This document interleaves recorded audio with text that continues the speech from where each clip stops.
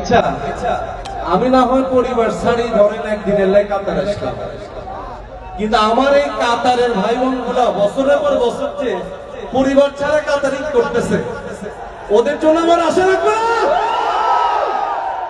আমি যদি কাতারে না আসি তাহলে তো আমার কাতার ভাই বোন তো ঈদ হইতো না, ইয়ালে আমি চলে আসছি। আর কাতার আসার পর করি এয়ারপোর্ট তো স্টেজ আরে খালি জিগায় ভাইয়া এটা কবে আসবো, আমি কে ভাইয়া আমি জানি না, এটা ডিরেক্টর জানে।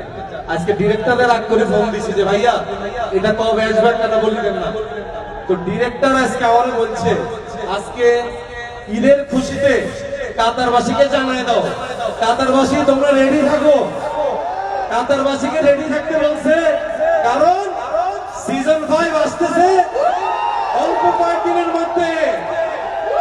তো কাতারবাসী তোমরা কি রেডি? রেডি নেই তোমরা? তারপরও আমার একা আচ্ছা